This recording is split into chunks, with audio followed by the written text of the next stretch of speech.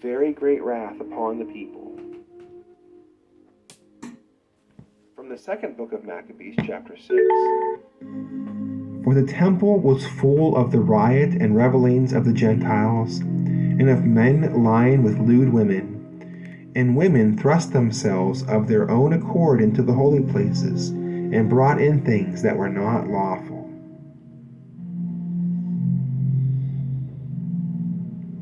As evil as Antiochus was, he had help from Jewish traitors who betrayed their own people and religion for personal gain.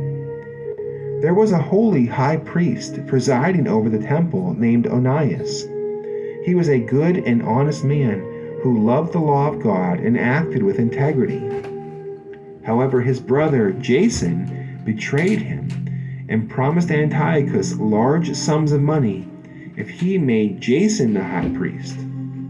Onias was forced into exile, and Jason was made high priest over the temple. Jason was an evil man, and the scriptures say that he was no priest. Jason took a large sum of money out of the temple and wanted to use it to sacrifice to pagan gods at the Olympic Games. However, the Greek rulers took the money and instead used it to build galley ships for their navy. Jason himself was later betrayed by Menelaus, who was in turn replaced by Lysimachus, each of them undermining the other in order to buy the high priesthood. Menelaus went so far as to take the holy vessels from the temple and hand them over to the Greeks. These apostate high priests brought great evil into the city of Jerusalem and the temple.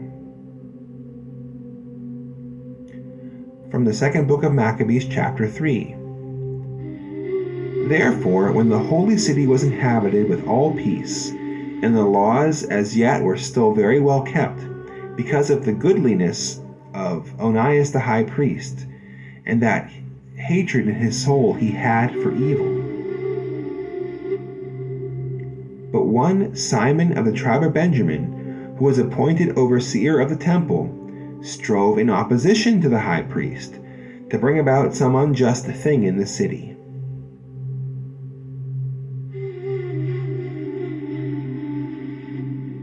But after the death of Seleucus, when Antiochus, who was called the Illustrious, had taken possession of the kingdom, Jason, the brother of Onias, ambitiously sought the high priesthood. And he went to the king, promising him 360 talents of silver, and out of other revenues 80 talents. Besides this, he promised also 150 more if he might have license to set him up a place for exercise and a place for youth, and to entitle them that were at Jerusalem Antiochians. Which when the king had granted, and he had gotten the rule into his hands, forthwith he began to bring over his countrymen to the fashions of the heathens. For he had the boldness to set up under the very castle a place of exercise, and to put all the choicest youth into brothel houses. Now this was not the beginning, but an increase and progress of heathenish and foreign manners, though the abominable and unheard of wickedness of Jason, that impious wretch and no priest, insomuch that the priests were not now occupied about the offices of the altars, but despising the temple and neglecting the sacrifices, hastened to be partakers of the games, and of the unlawful allowance thereof, and of the exercise of the discus. And setting naught by the honors of their fathers, they esteemed the Grecian glories for the best, for the sake of which they incurred a dangerous contention, and followed earnestly their ordinances, and in all things they coveted to be like them, who were their enemies and murderers. From the second book of Maccabees, chapter 4. The wicked Jason sent from Jerusalem sinful men to carry 300 didrachmas of silver for the sacrifice of Hercules. But the bearers thereof desired that it might not be bestowed on the sacrifices, because it was not necessary, but might be deputed for other charges. So the money was appointed by him that sent it to the sacrifice of Hercules, but because of them that carried it, it was employed for the making of galleys.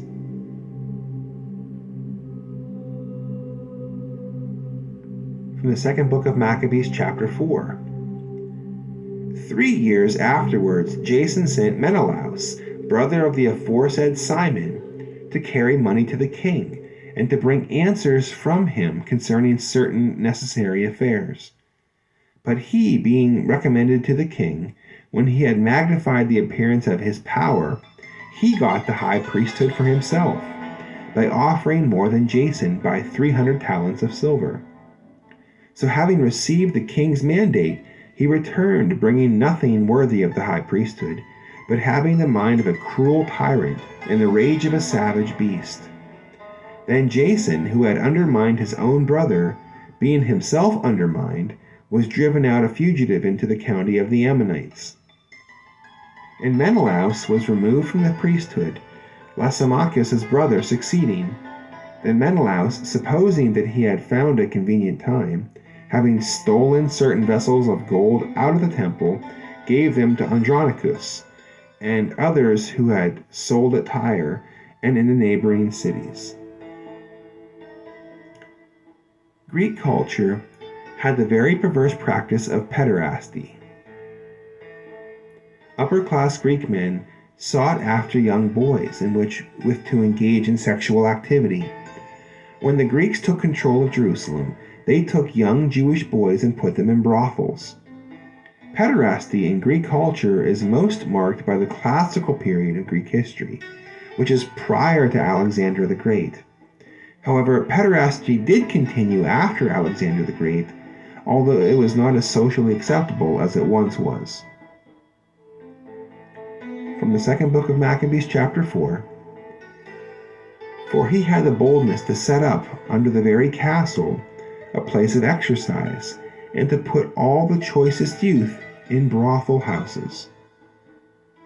And from Wikipedia, pederasty in ancient Greece was a socially acknowledged erotic relationship between an adult male and a younger male, usually in his teens.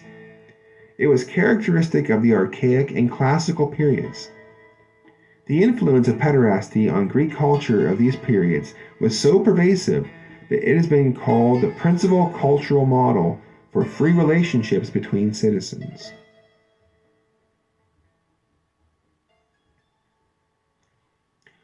With the help of the apostate Jews, the Greeks brought great evil into the city of Jerusalem and the temple. The evil Greek king Antiochus did the unthinkable and stopped the continual sacrifice in the temple, put up a second altar, and put the abomination of desolation on that altar that was over and against the altar of God. He forbade the law of Moses and viciously persecuted, tortured, and murdered Jews who kept the law. He mandated that all peoples abandon their traditional laws and perform the Greek rites and rituals. So everything in that King James Version Bible as far as the so-called Sabbath days are Greek Sabbath days, which comes from paganism, which comes from Babylon, Egyptology, Kemet, many of the messed up, fucked up religions, and finally really rooted from the Anunnaki, Nephilim giants, reptilian snake kings, and all those other things that some of you refuse to believe that exist, although me and many others prove emphatically that they are real. The Creator said the double S came down on the earth. They here, the movie They Live, they told you this on purpose. Most of y'all were too blind to see it. Let's keep watching how y'all been serving the devil. He sent word to an old priest named Mattathias, who lived in the hill country of Judea. Antiochus' messengers told Mattathias that he was asked by the king to perform the new sacrifice, and he would be the king's friend. Mattathias refused, and he fled into the hills. Mattathias was the only one to start a rebellion against Antiochus and all of Judea. In those days arose Mattathias, the son of John, the son of Simeon, a priest of the sons of Jorib from Jerusalem, and he abode in the mountain of Modin. And he had 5 sons, John who was surnamed Gaddis, and Simon who was surnamed Thassi, and Judas who was called Maccabeus, and Eleazar who was surnamed Abaron, and Jonathan who was surnamed Aphas. They saw the evils that were done in the people of Judah and in Jerusalem. And Mattathias said, Woe is me! Wherefore was I born to see the ruin of my people, and the ruin of the holy city, and to dwell there when it is given into the hands of the enemies? The holy places are come into the hands of strangers. Her temple is become as a man without honor. The vessels of her glory are carried away captive. Her old men are murdered in the streets, and her young men are fallen by the sword of the enemies. What nation hath not inherited her kingdom, and gotten of her spoils? All her ornaments are taken away. She that was free is made a slave. And behold, our sanctuary, and our beauty, and our glory is laid waste, and the Gentiles have defiled them. To what end then should we live any longer? And Mattathias and his sons rent their garments, and they covered themselves with haircloth, and made great lamentation. And they that were sent from King Antiochus came thither, to compel them that were fled into the city of Modin, to sacrifice and to burn incense, and to depart from the law of God. And many of the people of Israel consented, and came to them. But Mattathias and his sons stood firm. And they that were sent from Antiochus, answering, said to Mattathias, Thou art a ruler and an honorable and great man of this city, and adorned with sons and brethren. Therefore come thou first, and obey the king's commandment, as all nations have done, and the men of Judah, and they that remain in Jerusalem. And thou and thy sons shall be in the number of the king's friends, and enriched with gold and silver and many presents. Then Mattathias answered and said with a loud voice, Although all nations obey King Antiochus, so as to depart from every man from the service of the law of his fathers, and consent to his commandments, I and my sons and my brethren will obey the law of our fathers. God be merciful unto us. It is not... Every time they did that, they would kill them, steal our books, and then give us their book by rewriting stuff and rewriting a whole other book called the King James Version Bible, tricking you to do their feast days so that you could serve the devil. We didn't even call our feast days Sabbath days. They did. The Sabbath day stands for Anunnaki, devil, and the Sabbath means Satan. Think about that. Profitable for us to forsake the law and the justices of God. We will not hearken to the words of King Antiochus, neither will we sacrifice and transgress the commandments of our God, of our law, to go another way. After having killed the king's messenger, Mattathias cried out for everyone who loves God and his laws to follow him, and he fled into the mountains. King Antiochus heard about their rebellion, and that other Jews fled off into the secret places in the wilderness, other than the band of Mattathias. The king's army approached the other Jews and fought against them on the Sabbath day. The Jews did not fight back because it was the Sabbath, and they were all killed without raising any resistance, because they did not want to break God's law concerning the Sabbath. Upon hearing this, Mattathias and his followers resolved that they would fight on the Sabbath, or they would be all killed by the armies of Antiochus. Mattathias and his followers went around restoring the law in Judea. He eventually died, and he passed on the uprising to his sons, with Judas Maccabeus as their new leader. He was buried in the hill town of Modin, where the rebellion started from. From the first book of Maccabees, chapter 2. And Mattathias cried out in the city with a loud voice, saying, Everyone that hath zeal for the law, and maintaineth the testament, let him follow me. So he and his sons fled into the mountains, and left all they had in the city.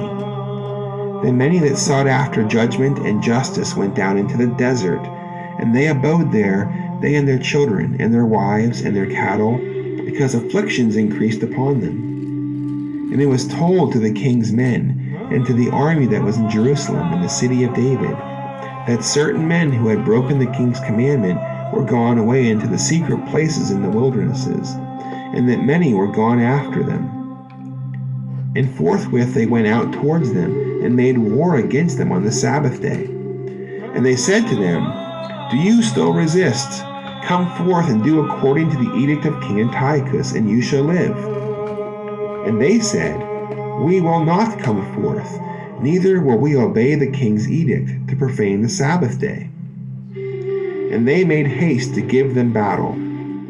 But they answered them not, neither did they cast a stone at them, nor stopped up the secret places, saying, Let us all die in our innocency, and heaven and earth shall be witness for us, that you put us to death wrongfully.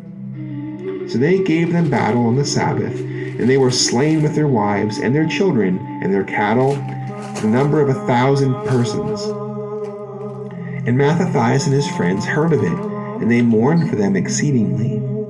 And every man said to his neighbor, If And then when they killed our ancestors, the ones that wouldn't do what they wanted, then they, of course, rewrote and changed your Sabbath. And y'all still doing their Sabbaths today out of that King James Version Bible. Y'all serving Anunnaki demons, y'all devil worshiping, unless y'all stop. If we shall all do as our brethren have done, and not fight against the heathens for our lives and our justifications, they will quickly root us out of the earth. Oh. And they determined in that day, saying, Whosoever shall come up against us to fight on the Sabbath day, we will fight against them, and we will not die, as our brethren that were slain in the secret places. And finally, from the first book of Maccabees chapter 4. Now the days drew near that Mattathias should die, and he said to his sons, Now hath pride and chastisement gotten strength, in the time of destruction and the wrath of indignation. You therefore, my sons, take courage, and behave manfully in the law, for by you it shall be glorious. And behold, I know that your brother Simon is a man of counsel. Give ear to him always, and he shall be a father to you. And Judas Maccabeus, who is valiant and strong from his youth, let him be the leader of your army, and he shall manage the war of the people. And you shall take to you all that observe the law, and revenge ye the wrong of your people.